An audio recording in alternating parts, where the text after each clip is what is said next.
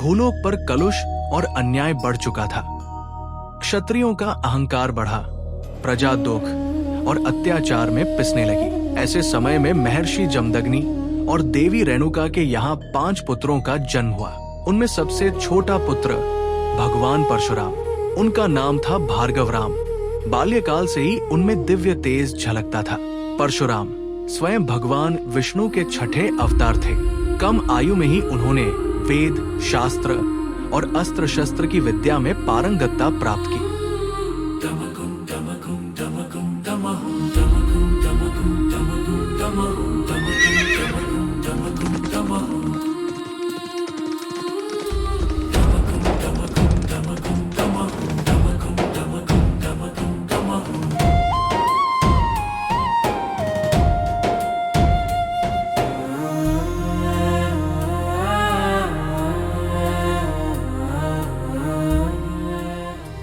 गहन तपस्या के द्वारा परशुराम ने भगवान शंकर की आराधना की।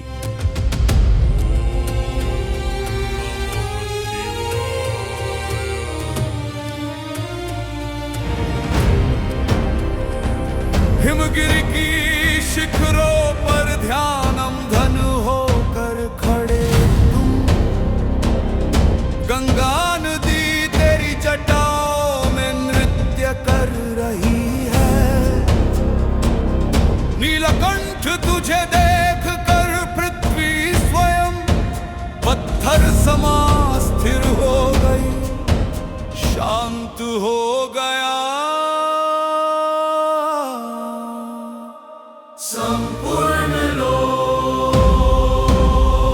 शिव शक्ति की ये ज्वाला प्रज्वलित हुई, जो परशुराम के लिए आशीर्वाद बनकर हुई। अक्षय तेज से युक्त होकर तुम अवतरित हुए। ओ शंभो, तुझे देख कर अग्नि ने भी नमस्कार किया। गरजते की ध्वनि गूंज उठी, वातावरण थर्रा गया। आकाश में शिव शक्ति की ज्वालाएं प्रज्वलित हो उठी। नंदी पर विहार करते हुए दिव्य प्रकाश पुंज बन। उनकी भक्ति देखकर भगवान महादेव नंदी पर आरूढ़ होकर प्रकट हुए। परशुराम ने नतमस्तक होकर कहा, हे महादेव, मुझे दिव्य शक्ति दीजिए ताकि मैं धर्म की रक्षा कर सकूं। महादेव मुस्कुराए और बोले, भार्गवराम, तेरे धर्म भाव की निशानी के रूप में मैं तुझे ये परशु कुल्हाड़ी प्रदान करता हूं। अब से तुझे सब लोग परशुराम कहेंगे। परशुराम ने प्रणाम कर कहा, हे देवदेव, मैं आपके आशीर्वाद को सदा स्मरण रखूंगा। महादेव के आशीर्वाद से परशुराम को वो दिव्य परशु प्राप्त हुआ। वो अपने आश्रम की ओर घोड़े पर सवार होकर लौट पड़े। हर सुबह देवी रेणुका पवित्र मानस सरोवर के किनारे जाती और यज्ञ के लिए पवित्र जल लाती। उनका मन सदा भगवान की स्मृति में डूबा रहता। वो पतिव्रता, तपस्विनी और भक्ति की मूर्ति थी। एक दिन वो नदी के तट पर गई। जब वो जल को अपने घट में भर रही थी, तभी उनकी दृष्टि एक राजा पर पड़ी, जो अपनी रानियों के साथ सरोवर के उस पार खेल रहा था। वो मात्र एक क्षण भर का दृश्य था। राजा का तेज, उसकी महिमा देखकर देवी रेणुका का मन एक क्षण के लिए विचलित हुआ।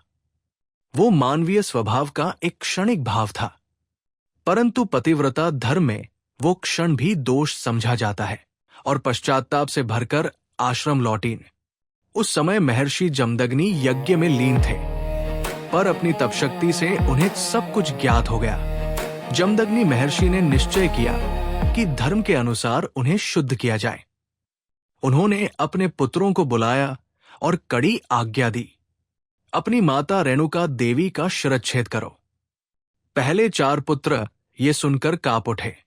पिताजी, हम अपनी माता को कैसे मार सकते हैं? उन्होंने रोते हुए कहा।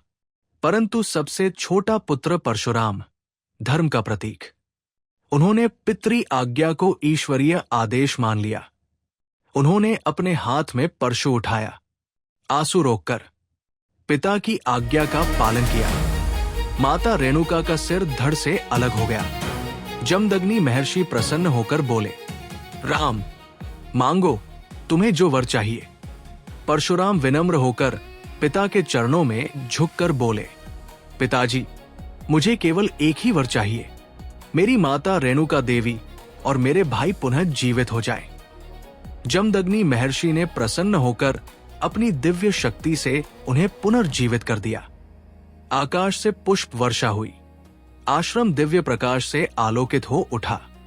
कुछ समय बीत गया। आश्रम फिर शांत हो गया।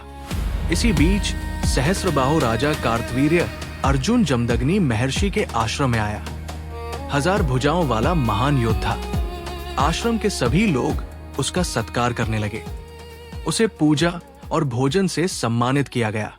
राजा आश्चर्यचकित होकर बोला, इतना वैभव, इतनी आतिथ्यता, एक साधारण ऋषि के आश्रम में ये कैसे संभव है? जमदग्नि महर्षि ने विनम्रता से कहा, राजन, हमारे पास कामधेनु है।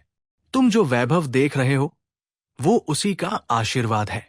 कार्तवीर्य अर्जुन आश्चर्य और अहंकार में डूबकर उस कामधेनु को बलपूर्वक लेकर चला गया। ये अधर्म देखकर परशुराम क्रोध से जल उठे। क्रोध में भरकर परशुराम ने अपना दिव्य परशु धारण किया और युद्ध भूमि में प्रविष्ट हुए।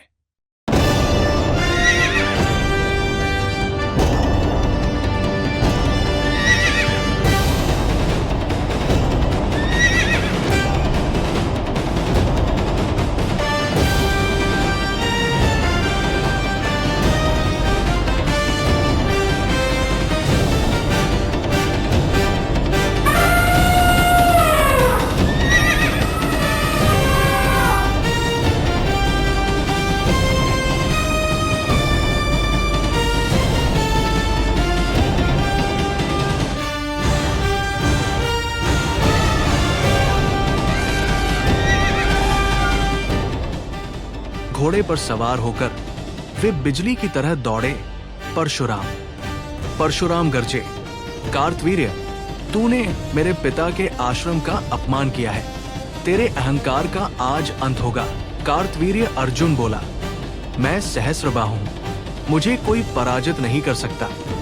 परशुराम बोले, जो धर्म का विरोधी है वो कभी जीवित नहीं रह सकता।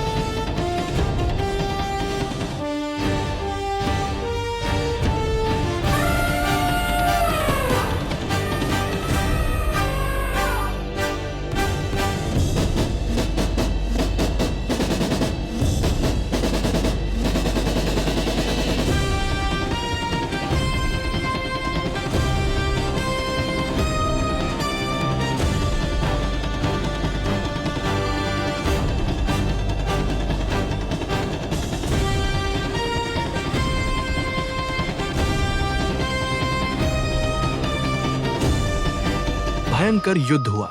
अंत में परशुराम ने कार्तवीर्य अर्जुन का वध कर दिया। ओम नमः शिवाय, ओम महादेवा, ओम नमः शिवाय। युद्ध समाप्त हुआ।